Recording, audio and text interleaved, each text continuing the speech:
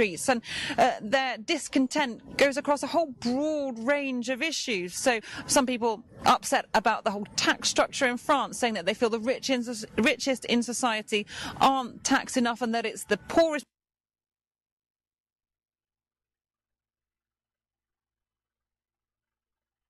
the whole.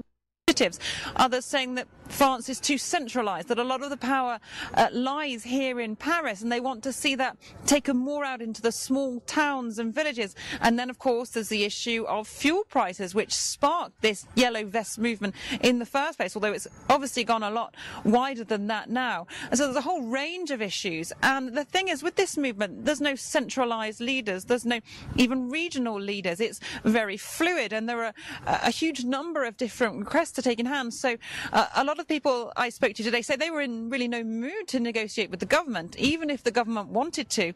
And then there's the question of who would be involved in those. So it's difficult to see where that goes from here. Catherine Trent-Norris, thank you so much for joining us with that update from central Paris. Well, the French President Emmanuel Macron says the wave of violence and vandalism in Paris could not in any way be justified. He said the unrest witnessed on the streets of the French capital had nothing to do with the peaceful expression of legitimate anger, and he said no cause justified authorities coming under attack or business.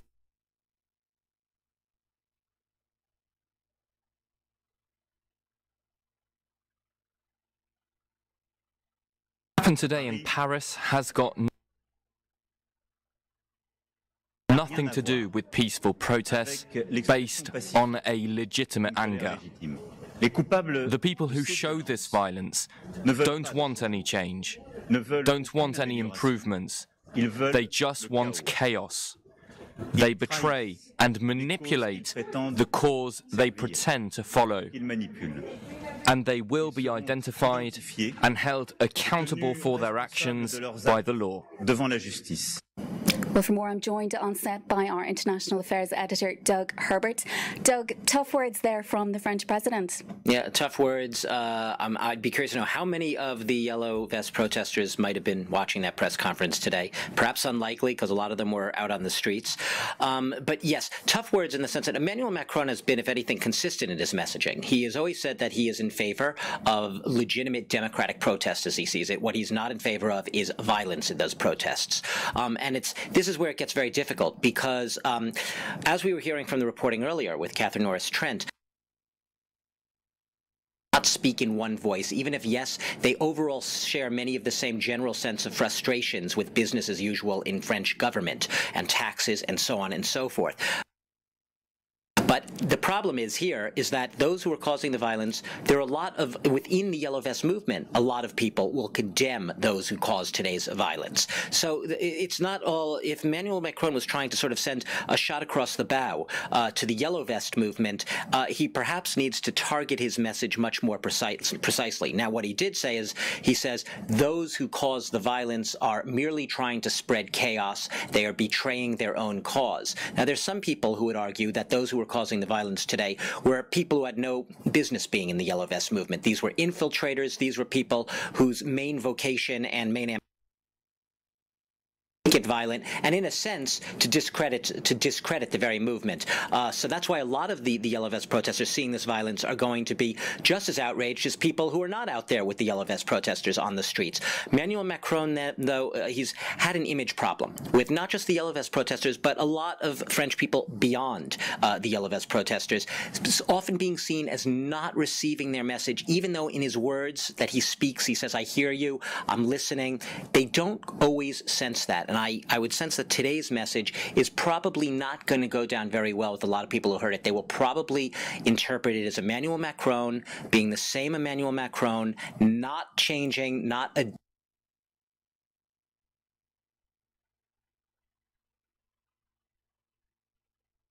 And speaking at the G20 summit there a little bit earlier, he also brought up one of the issues, one of the things that has in fact driven a lot of these protesters out.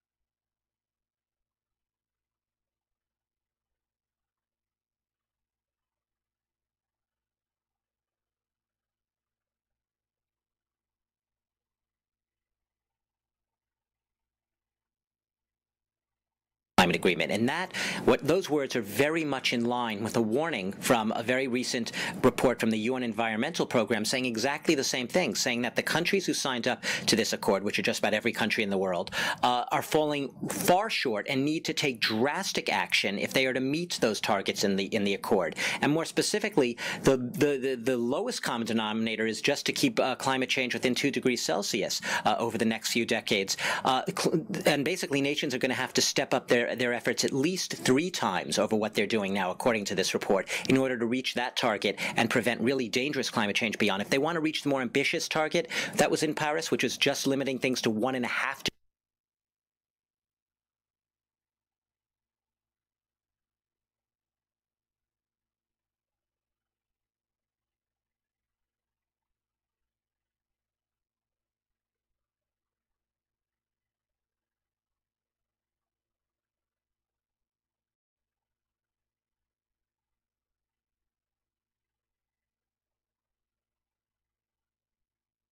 and a lot of the friction behind the Yellow Vest protesters movement. And he has, of course, said that those further tax hikes on fuel will go ahead in January, despite what's happening on the streets.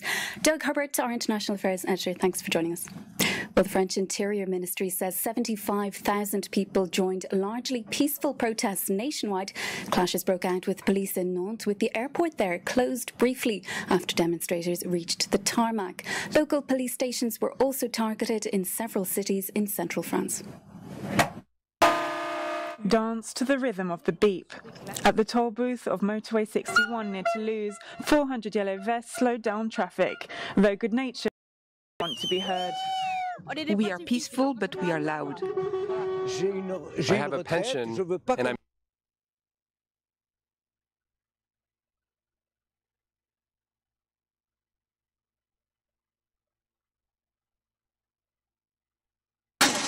On continuera, on lâchera pas. We'll carry on, we won't give up, we will still be here. Pour bloquer tout ce qu'il faut bloquer. In Valenciennes, protesters managed to shut down a supermarket and convince motorists to turn back. Where are you going? Do you work there? No. If you're going shopping, there's no point. It's closed. In Marseille, there were no roadblocks, but several hundred yellow vests took to the streets demanding that Macron resign.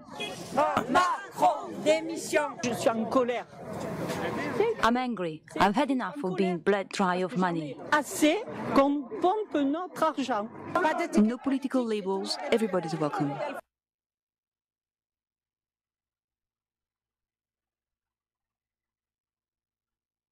Determined, setting fire to wood and tyres in front of local government buildings. Protests are expected to continue over the weekend. Well, several retailers on the Champs-Élysées had barricaded their windows ahead of Saturday's protests. Some of the largest department stores in central Paris also closed their doors as the violence spread across the French capital. The effects of the Yellow Vest protests are also being felt by retailers and businesses right across the country, as Catherine Clifford reports. Not much left to put in your trolley. This supermarket in the southern town of Sète. Shortages which are being amplified by certain stockpiling customers. There were a lot of people at the checkout, more than in the morning. Some had filled their trolleys right up, so people are hoarding supplies. The store has seen its takings cut in 2 over the past 11 days. As is currently the case in many regions, delivery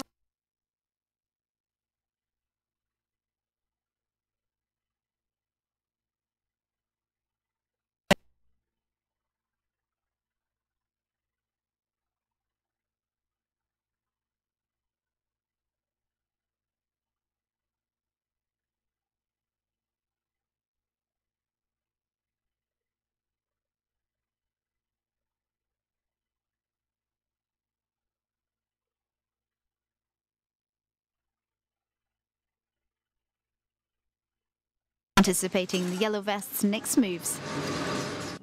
Well, in other world news, the French president says world leaders meeting at the G20 able to agree a path, notwithstanding disagreements. The summit managed to skirt current global trade tensions, but leaders did throw their weight behind reform of the World Trade Organization. Mr. Macron said modernising the WTO was absolutely necessary. Meanwhile, the US reaffirmed its commitment to withdraw from the Paris Climate Accord. G20 signatories to the agreement declared the pact irreversible and said they would fully implement it. Well, for more, let's cross live now to Buenos Aires and our correspondent Declan McGarvey. Declan, so it looks like we will have a joint statement coming out of this G20 summit. That was looking a little bit more unlikely this time yesterday. Yes, we do have a joint communique at the end of this G20 summit. That in some ways is a success in itself, given the amount of discord and disagreement that has taken place over the last 48 hours. It's important to say, though, that this also looks like being a fairly watered down joint statement, and there will be questions asked about its meaningfulness going forward as a roadmap for global policy. Watering down, for instance, there was no mention of any kind of trade war or action on trade wars. The US and China at the moment are involved in an escalating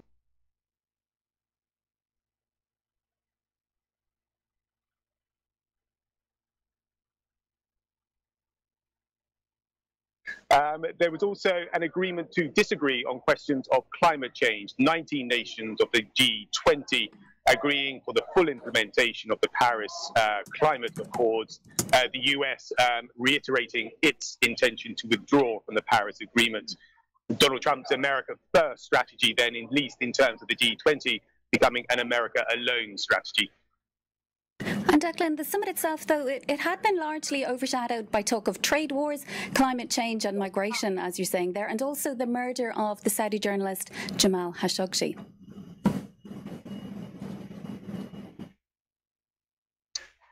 Yes, I mean, this summit has been completely overshadowed, first of all, by this expected bilateral meeting between the US President Donald Trump and his Chinese counterpart, President Xi Jinping, which will take place in just a couple of hours at a luxury restaurant in Buenos Aires.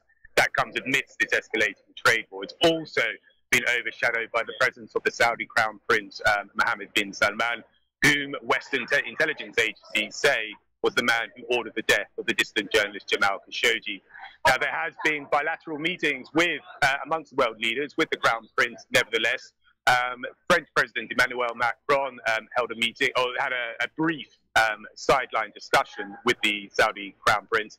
Emmanuel Macron, in a press conference in the last hour, saying that he wanted three things from the Saudi Arabian government on the death of the journalist. The first was clarity on what happened. Secondly, the opening of an investigation. And thirdly, the insistence that that investigation be absolutely transparent. Declan McGarvey, our correspondent in Buenos Aires, thanks for joining us.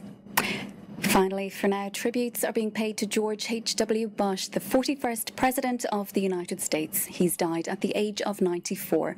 Current US President Donald Trump is among those who've hailed his legacy and lifelong public service, from his time as ambassador to the UN to a president who helped shape his nation. The flag flew at half-staff over the White House as news of former President George H.W. Bush's passing came in, as it did in Texas at the Presidential Library. The children of the 41st U.S. head of state were the first to react, with a message signed by former President George W. Bush, hailing their father as a man of the highest character and the best dad a son or daughter could ask for. Bush's successors in the White House all paid tribute as well. He's clashed with the Bush family at times. Donald Trump noted H.W.'s sound judgment,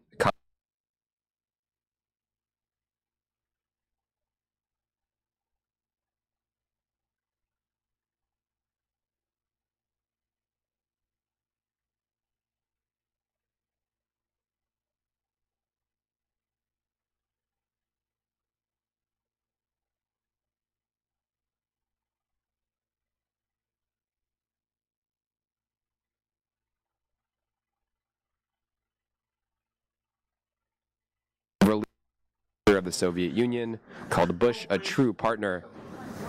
Angela Merkel mourned the passing of a man she described as a friend of the Germans, and Emmanuel Macron noted a great leader and supporter of the alliance with Europe. Well, coming up later, we'll have an exclusive interview with Ukrainian President Petro Poroshenko. Mark Perlman interviewed him as tensions flared between Russia and Ukraine over the sea.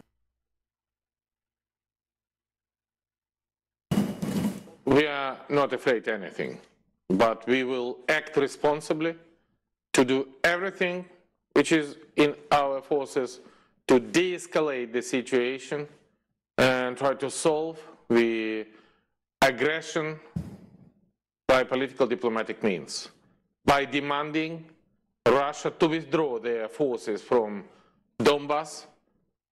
Well, that's it from the newsroom for now, but do stay with us here at France 24.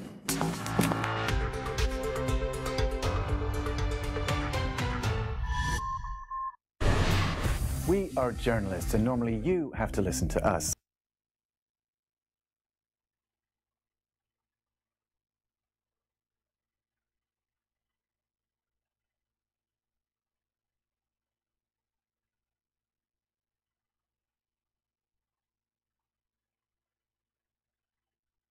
And then it's our job to get your voice out there on our site, on social networks, on your mobiles and tablets, and on TV, of course. You can appear in our weekly show via webcam. Or perhaps we'll come see you in person where you live, in your country, your town, and we'll work together on a report for our investigative show, The Observer's Direct. So you get the idea. This show is your show, your way to get your voice out to the world.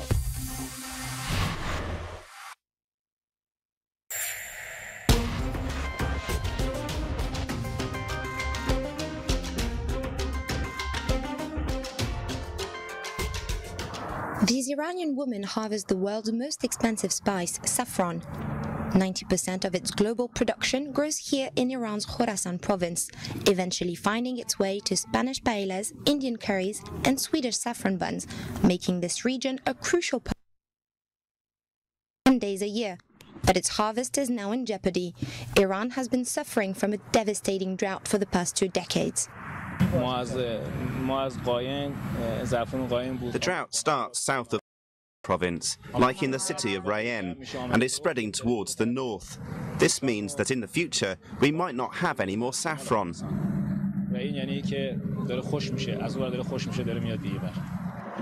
Some farmers have no choice but to invest in more sophisticated irrigation systems if they want to survive. But Iran's banking sector stands out around 15 tons of high-grade saffron to world markets using modern machines, leading the recent Made in Iran efforts. Poor marketing means Iran has not always gotten the credit it deserves as the home of the red gold. Some countries like Spain, which is an EU member, have a long history in saffron marketing, and we are grateful because they have helped introduce saffron to the world. Another obstacle is Iran's struggling economy. Saffron currently sells at about $700 per kilo in Iran and 4 times higher abroad. Because of the devaluation of the Iranian rial, we're selling saffron to our international buyers at a lower price in euros. But it's become so much more expensive for Iranians who buy it in rial. Saffron is now a priority export for Iran's government. China's increasing interest in saffron has boosted international sales, while foodstuffs are protected from U.S. sanctions. He reigned supreme over the Democratic Republic of Congo for 32 years. Marshal Mobutu was one of the most brutal autocrats of the 20th century. Yet, in Kinshasa, there's nostalgia in the air. And the town of Battle Light, which was built for Mobutu and his entourage, remains a reminder for many Congolese of more prosperous times. The Democratic Republic of Mobutu Sese Seko, this week on France 24.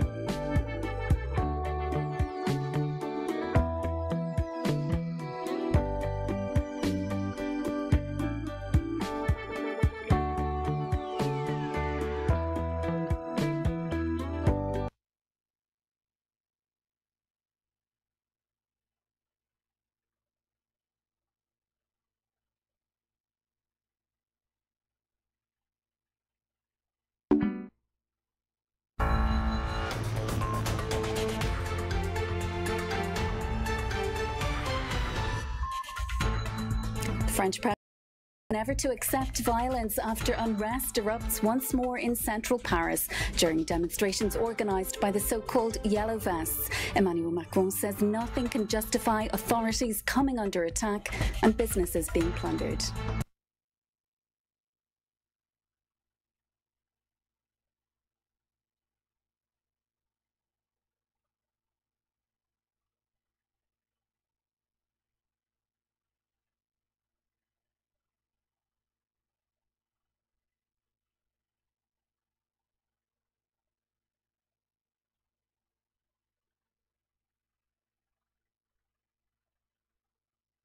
The so-called Yellow Vest movement.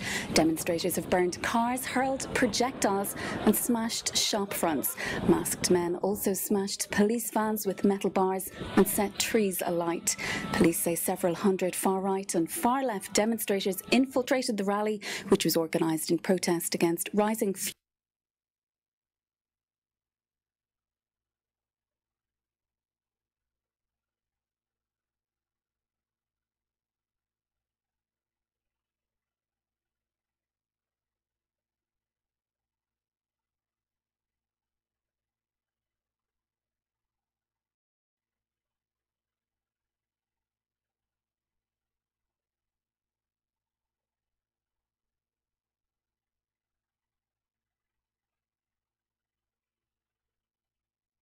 here and at the bottom near Place de la Concorde, with all these major little streets going off, the Champs-Élysées also blocked. The problem is they left Place Charles de Gaulle and the Arc de Triomphe completely without any protection, and that's where the rioters and the Yellow Vest protesters really funneled, and that's where the major part of the unrest took place, with massive clashes between the police and rioters in the day.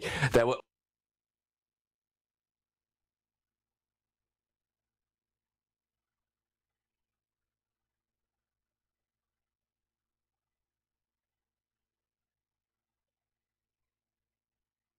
has been has seen a lot of violence in that area. So they're all very iconic places in Paris. Trocadero, of course, is in front of the Eiffel Tower, very touristy places in Paris. So the rioters really wanted to hit hard, and that's some of the areas that have been hit majorly.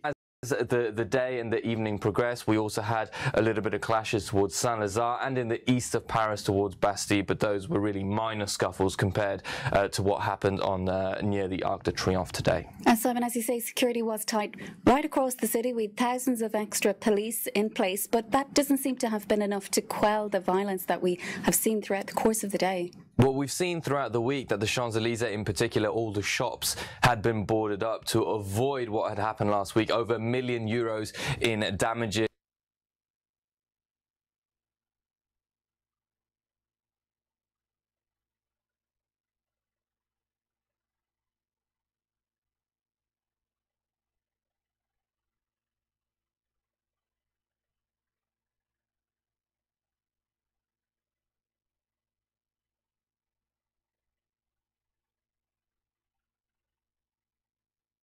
That saw the most violent confrontations, and of course the other 2,000 were then meant to protect the rest of the city with 50 mobile units as well. Problems that there have been, so the police have really been under a lot of strain today and had to move around quickly, especially when the clashes erupted and then developed across other areas, including Trocadero and Saint-Lazare. Okay, Simon Harding, thank you so much for joining us with that update on what exactly has been happening in Paris. Well, for more, we can cross live to our reporter Catherine Trent Norris, who joins us, I believe, from Place de la Concorde in central Paris. Catherine, tell us, how tense are things where you are now this evening? Well, there are still some tense scenes around the French capital. It's localized now in several areas. Police, they are managing to calm down generally the situation in central Paris. I don't know if you can see behind me, we're at the Place de la Concorde, a square in central Paris, which leads up to the Champs-Élysées, the avenue which saw, of course, some very violent scenes this Saturday. Now, riot police have blocked off from this side. They're trying to get the situation under control there. But throughout the day, we saw, for several hours, tense standoffs between groups of protesters or rioters and the police themselves, riot police.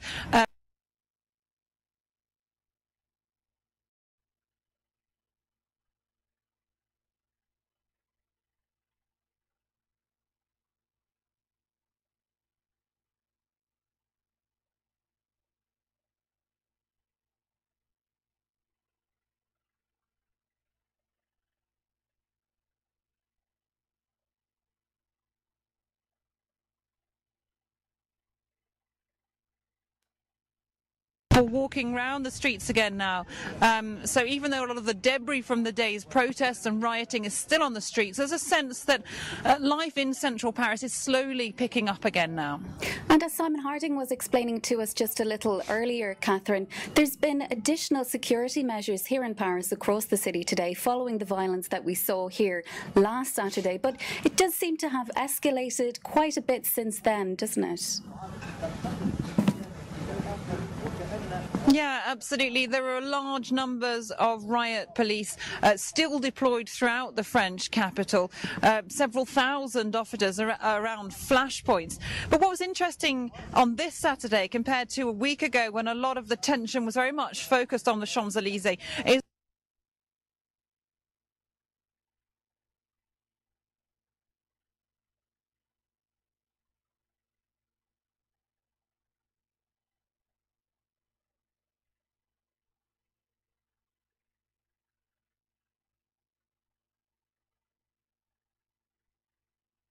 protest movement, very fluid. There are no national or regional leaders, and it was very much just groups of protesters wherever they found themselves standing up, engaging in standoffs with the riot officers. And so that was part of the problem, knowing exactly where these groups were going, where they were heading, and how many officers to send there. So there were times when major arteries of the city were cut off because officers were taking a bit of time to respond and get men deployed into the zones where there were the worst tensions. And Catherine, have you been speaking to many of those protesters? Do you think they intend to continue this campaign despite the violence that we're seeing this weekend, the unrest that we saw last weekend?